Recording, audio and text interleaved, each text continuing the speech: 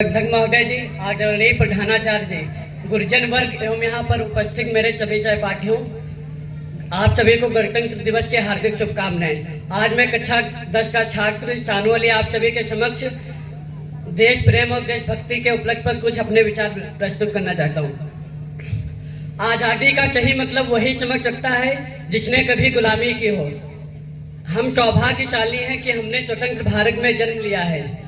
यूं तो आज़ादी की लो 1857 में ही जल चुकी थी, जिसने वर्षाल बनकर 1947 में हमारे देश को आज़ाद कराया। जब हम फिरंगियों के फेरों में फंस गए थे तो रंग दे बसंती चोला की एक आवाज़ पर टोलों के टोले उमड़ आते थे और उनके वंदे मातरम की एक नारे से खून में आने वाला 5-5 डिग्री का तूफान अंग्रेजी शासकों की जड़ें हिला देता था। लोग मर जाते थे, मिट जाते थे, फांसी चढ़े आते थे, तो भी वे अपनी देशभक्ति साबित कर रहे होते थे, क्योंकि ये उस दौर के देशभक्ति की कसौटी थी। आज लोग अपनी देशभक्ति केवल मोबाइल पर ही दिखाते हैं। मैं नहीं मानता कि फेसबुक और व्हाट्सएप की डीपी को 3 रंगों में रंगना ही देशभक्ति है। यदि आप कहेंगे कि साल में 2 बार हाथ में तिरंगा ले लेना देशभक्ति है, तो मैं आप सभी से पूछना चाहूँगा कि ट्रैफिक में रहने वाला वो बच्चा जो ट्रैफिक की छाव में जब तिरंगा बेच रहा होता है, तो क्या आप इसे उसकी देशभक्ति कहेंगे? ये उसकी देशभक्ति नहीं साहब, ये उसके पेट की भूख की शक्ति है जो उसे ऐसा करने पर मजबूर कर रही है। यदि हम राष्ट्रगान का सम्मान कर देने, भारत माता की जोर शोर से नारे लगा देने को ही देशभक्ति समझते हैं, तो शायद हम गलत हैं। क्योंकि असली देशभक्ति वो होती है जब कोई इंसान अपना काम पूरी निष्ठा, ईमानदारी, लगन और समर्पण के साथ करता है और राष्ट्रहित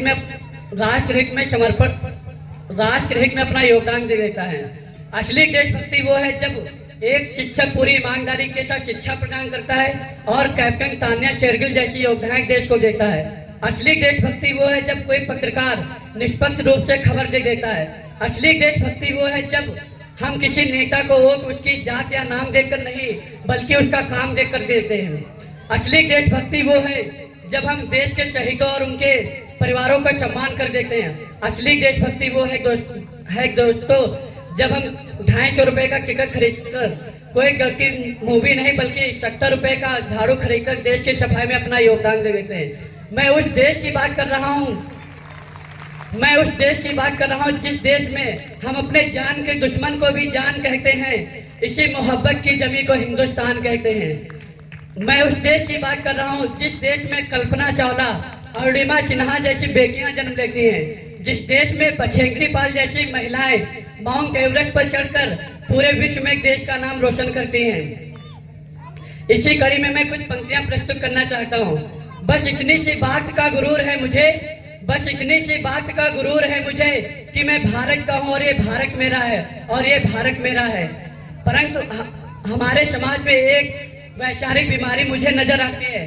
कहा जाता है कि हम सबसे बड़े लोकतंत्र हैं, जहाँ हिंदू पैदा होते हैं, मुस्लिम पैदा होते हैं और सिख ईसाई भी पैदा होते हैं, लेकिन बदकिस्मती है अब इंसान नहीं पैदा होते।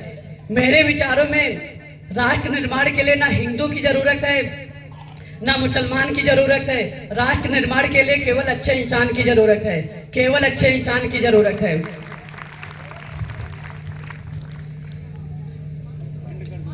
जय हिंद, धन्यवाद।